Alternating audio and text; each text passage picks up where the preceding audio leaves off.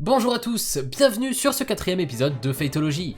Après nos vidéos sur Fate Stay Night, Fate Zero et Fate Apocrypha, on s'attaque aujourd'hui comme prévu au fameux Fate Kaleid Liner Prismalia. Donc perdons pas plus de temps et commençons tout de suite. Kyoto, envoie le générique.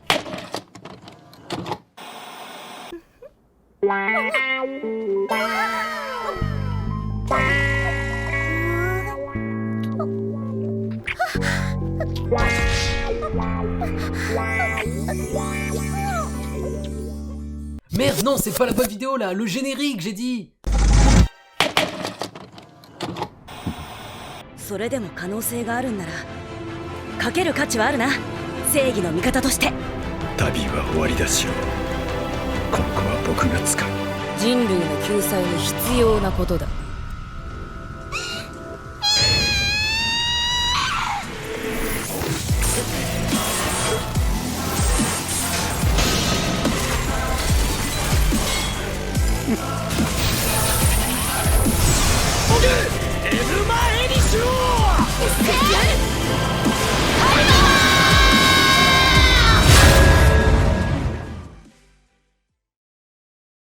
Bon, Fate Kaleid Liner Prismalia, qu'on abrège souvent en Fate Kaleid, Fate Priya ou encore Fate Road to Prison, c'est à la base un manga seinen publié depuis septembre 2007 au Japon.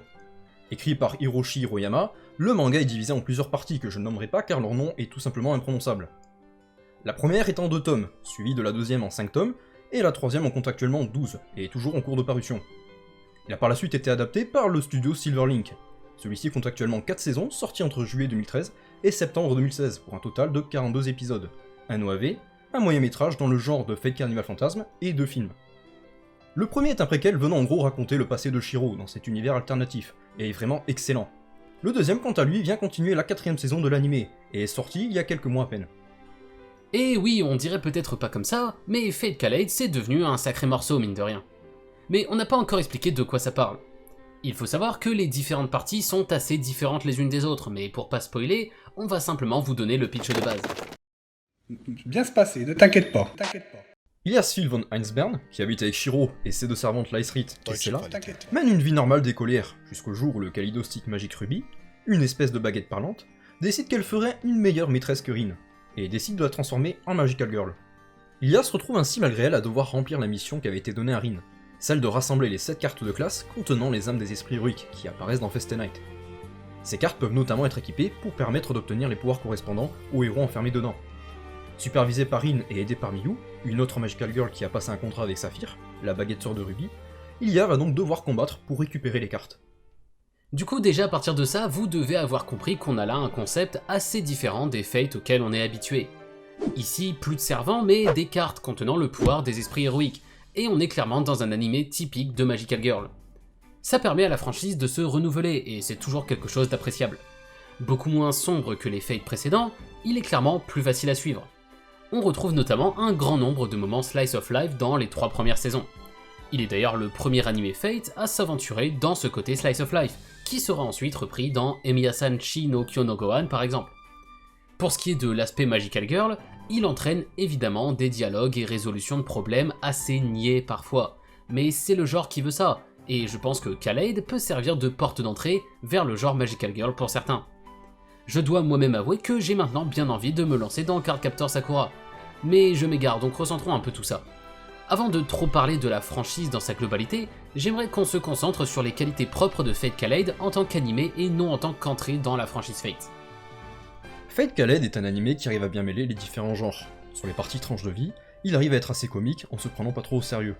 Que ce soit à travers Rin et Luvia qui s'engueulent tout le temps, Ruby qui troll Elia, la petite vie de famille dans la maison ou encore l'arrivée de Miyu puis Chloé dans le groupe, l'humour est plutôt bien géré. On retrouve pas mal de blagues venant briser le 4ème mur, en parlant par exemple de ce que devrait être une vraie Magical Girl. Mais l'anime arrive aussi à reprendre son sérieux sur des passages plus sombres, avec des combats désespérés, des personnages qui ne veulent pas mourir, etc. Les thèmes, comme l'identité, le fait de trouver sa place dans ce monde, ou même l'amitié, sont très bien traités et aident vraiment à faire passer la série d'un simple tranche de vie à quelque chose de plus sérieux. Et ça, c'est que pour les 3 premières saisons, puisqu'avec la 4ème qui correspond à la 3ème partie du manga, on quitte complètement le tranche de vie et la comédie, pour vraiment aller dans une histoire plus sombre et mature. Cette saison est d'ailleurs très semblable dans ses thèmes au Lost Bell du jeu Fate Grand Order. Je pense même que c'est de là qu'est venue l'inspiration des scénaristes du jeu. Du coup, dans l'ensemble, même en dehors du fait qu'il s'agisse d'une série Fate, je pense qu'il s'agit là d'un très bon animé. Mais si cette série de vidéos s'appelle Fateology, c'est pas pour rien, donc on doit évidemment parler de la place que Fate Kaleid prend dans la franchise de manière globale. Pour commencer, cette série vient un peu s'inscrire comme une lettre d'amour à la série Fate Stay Night originale. Elle est remplie de références que les fans se feront une joie de souligner. Pour donner un exemple simple, on a cette scène venant recréer la scène cultissime de la rencontre entre Shiro et Saber. Ensuite, comme on l'a dit, elle vient apporter une nouvelle possibilité au concept Fate. On avait eu les guerres du Graal standard, la grande guerre du Graal en 7v7 sur Apocrypha, et maintenant on est sur du Magical Girl. Le fait que la franchise se soit tant diversifiée a selon moi beaucoup participé à la popularité qu'elle a gagnée au fil des années. Si on a bien compris, le monde de Ilia Prisma se passe dans ce qu'on appelle un What If. En l'occurrence, il s'agit du monde tel qu'il aurait pu être si Kiritsugu avait réussi à détruire le Graal et stopper les guerres suivantes lors des événements de Fate Zero. Ce concept de suivre les événements tels qu'ils auraient pu être est assez intéressant et permet de voir les personnages sous un nouveau jour. Voir la vie de famille de Shiro et Ilia, Iris Phil agir en tant que mère, Rin travailler pour la tour de l'horloge avec Luvia, etc. C'est hyper cool de voir ces personnages comme ça. Et surtout, le personnage principal, Ilia évidemment. Presque complètement délaissé dans les animés des 3 routes de Fate Stay Night, Ilia était relégué à un rôle assez secondaire et connaissait régulièrement une fin tragique dans différentes routes. Donc avoir un animé qui la suit où on peut enfin la voir heureuse, se faire des amis et avoir un peu de screen time, en tant que fan de Fate, ça ne peut que nous satisfaire. En plus de ça, le concept des cartes qui peuvent être utilisées par les personnages pour obtenir leur pouvoir permet énormément de fanservice en nous montrant des espèces de remix de persos. Il y a Emiyu qui se transforme en Arctoria, Kutchulain, Hassan ou encore Media, c'est quand même sacrément stylé. La 4ème saison apportera d'ailleurs son lot de personnages originaux et très intéressants, parmi lesquels on compte une Gilgamesh femelle. Qui n'a jamais rêvé de voir Gilgamesh en femme? Il y a plusieurs autres personnages presque aussi intéressants dans cette saison, mais comme on essaie de rester sur une vidéo sans spoil, on vous laissera découvrir ça.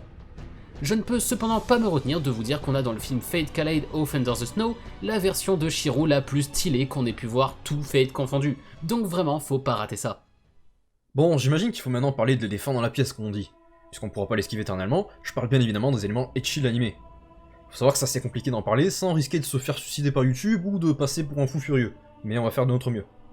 Bon, oui, il y a une sexualisation abusive des personnages très jeunes dans l'animé, c'est indéniable. On comprend évidemment que ça puisse choquer et en rebuter certains. Mais bon, il faut toujours rappeler que les mœurs et les lois ne sont pas les mêmes au Japon que chez nous, et qu'en l'occurrence pour eux, c'est pas particulièrement choquant. Ceci étant dit, ces scènes ont beau aller assez loin, elles dépassent jamais la limite de quelques bisous entre filles, ça ne va jamais plus loin, et on reste avec des personnages du même âge. On n'est pas dans un truc creepy avec un adulte de 35 ans qui sortirait avec une gamine. Voilà. Donc, qu'on soit clair, on n'est pas là pour faire les moralisateurs comme d'autres aiment beaucoup le faire par chez nous. Si ces scènes ne vous dérangent pas excessivement, eh bien tant mieux, et si vraiment vous aimez pas ça du tout, c'est pas grave, le manga fera une excellente alternative à l'animé, puisqu'il raconte la même histoire mais n'a pas du tout ces scènes ecchi qu'on retrouve dans l'animé.